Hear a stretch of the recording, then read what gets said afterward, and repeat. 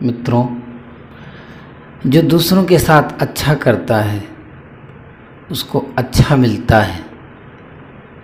इस कहानी के माध्यम से एक संदेश देना चाहता हूँ।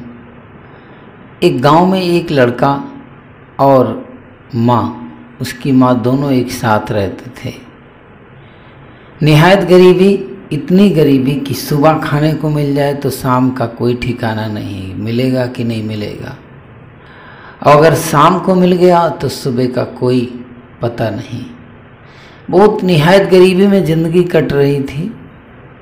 लेकिन कहते हैं ना कि विषम परिस्थितियों में भी जो अपने अंदर धर्म का मार्ग लेकर के चलता है वो खुश रहता है, मानवता को धारण करता है, सद्गुणों में लवलीन होता है, तल्लीन होता है, डूबा होता है। उसके अंदर एक दिव्यता आ जाती है, उसके अंदर एक खुशी। वो धन जो दिखाई नहीं देता है, बाहर से फटीचर हैं लेकिन अंदर से मालूमाल हैं। क्या हुआ कि कहानीकार कहते हैं कि इतनी गरीबी के बीच में माँ कहीं से सुन लेती है कि कोई देश में सिद्ध पुरुष आए हैं, और अगर सिद्ध पुरुष का आशीर्वाद मिल जाए तो कहते हैं कि काम बन जाए, ज़िंदगी की गरीबी दूर हो जाए, ज़िंदगी की परेशानियां दूर हो जाएं। तो हुआ ये कि माँ ने बेटा से कहा कि बेटा अगर तुम चले जाओ तो बात बन सकती है।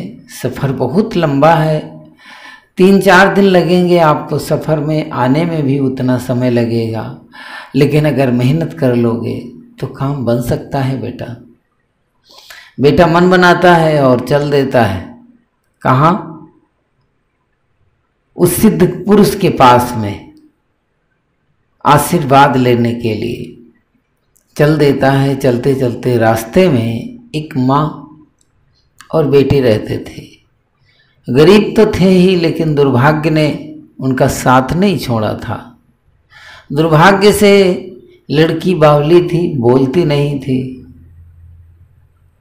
और उसकी ना बोलने के कारण शादी भी नहीं हो रही थी।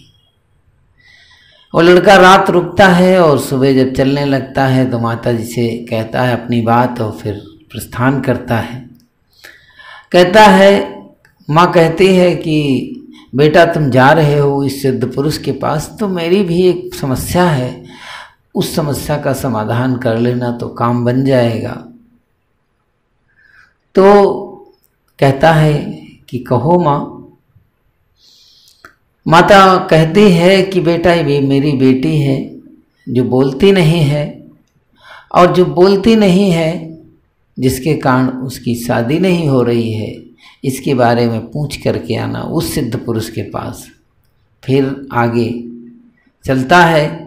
चलते चलते रास्ते में एक संत मिलते हैं, और संत कुटी में विश्राम करता है लड़का वो। और विश्राम करके जब सुबह चलने लगता है तो बताता है मैं कहाँ जा रहा हूँ। तो वो संत कहते हैं कि बेटा ये पूछना उन सिद्ध पुरुष से कि मुझे नींद नहीं आती है, अब मेरा भजन में मन नहीं लगता है, कोई युक्ति पूछ करके आना। कहा ठीक है संत जी। फिर आगे बढ़ता है तो बहुत सारे किसान बैठे हुए थे, उदास परेशान, खेती बहुत से असारी उनके पास, लेकिन उसमें कुछ भी नहीं हो रहा था, जिसके कारण भूख के कारण त्राही त्राही मची हुई थी, बहुत परेशान थे। रात तो रुका वो बेचारा वहाँ पर किसी तरीके से। उसने भी बताया कि समस्या, उन लोगों ने भी बताया कि क्या ये समस्या है मेरी। समस्या सुन के प्रस्थान करता है, पहुँचता है उस नगर में जहाँ सिद्ध पुरुष ठहरे हुए थे। रात्रि विश्राम करके सुबह स्नान करके उस सिद्ध पुरुष के पास जाता है बालक, और पूछता है, कहता है कि गुरुदेव भगवान, संत भगवान, मैं आपके दर्शन करने आया हूँ, मैं बहुत गरीब हूँ, मेरी बहुत परेशानी है, और परेशानियों के बीच में जीवन कट रहा है, मुझे कुछ आशीर्वाद दीजिए मैं, जिससे मेरी गरीबी दूर हो जाए। कहा ठीक है बेटा। और लड़के ने कहा कि साथ साथ 3 लोग मुझे रास्ते में और भी मिले थे, उनकी भी समस्या उसने बताई। तो सिद्ध पुरुष ने कहा कि बेटा तुम्हारे पास समस्याएं हैं 4, और 4 में से एक तुम्हारी है, 3 और लोगों की है। तो मैं तुम्हारी समस्याओं का समाधान कर सकता हूं, लेकिन 3 समस्याओं का समाधान कर सकता हूं, 4 का नहीं। अब सोच लो, तुम 4 में से 3 में से अपनी समस्या छोड़ना चाहो तो छोड़ सकते हो, या उनमें से 3 में से किसी और की समस्या का समाधान छोड़ना चाहो तो छोड़ सकते हो, मिलेगा 3 का ही। तो उसने कहा कि भगवान आप ऐसा करें कि मेरी समस्या का समाधान ना दें, और ये जो 3 रास्ते में मिले उन लोगों की समस्या का समाधान बताइए। कहा ठीक है। बताया संत जी ने। कहा कि वो जो किसान है उनके जमीन में बहुत सारा धन गड़ा हुआ है, जिसके कारण खेती नहीं हो रही। इस तरह तीनों का बताया। तीनों को बताने के बाद मैं समस्या का समाधान लिया, चल पड़ता है। रास्ते में पहुंचा, वो सारे किसानों ने उसे घेर लिया। कहा कि मित्र क्या आपने कोई समस्या का समाधान लेके आए? तो कहा हाँ मित्र।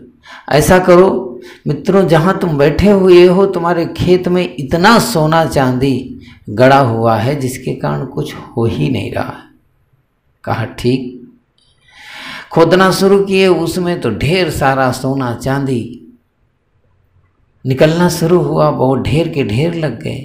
वो चलने लगा तो कहा मित्र ऐसा है कि तुम्हारे कारण इतना सारा माल मिला है तो तुम भी ले जाओ अपने साथ में। लोगों ने बैलगाड़ियों पर लाद लाद करके लाद दिया। कहा ले जाओ अपने देश, अपने घर ले जाओ। लाद दिया, फिर चल देता है। चलते चलते फिर संत की कुटी मिलती है, तो संत पूछते हैं कि बेटा हमारे लिए कुछ पूछ करके आए हो? तो कहा हाँ संत जी। कहा कि तुम्हारे जो पगड़ी है, संत से कहा कि तुम्हारी जो पगड़ी है, पगड़ी में लाल बंधा हुआ है, हीरा बंधा हुआ है, और आपका मन हीरे में लगा रहता है। इसके कारण ना आपकी साधना भजन हो रही, ना भक्ति हो पा रही, मन बेचैन रहता, मन इसी में लगा रहता है।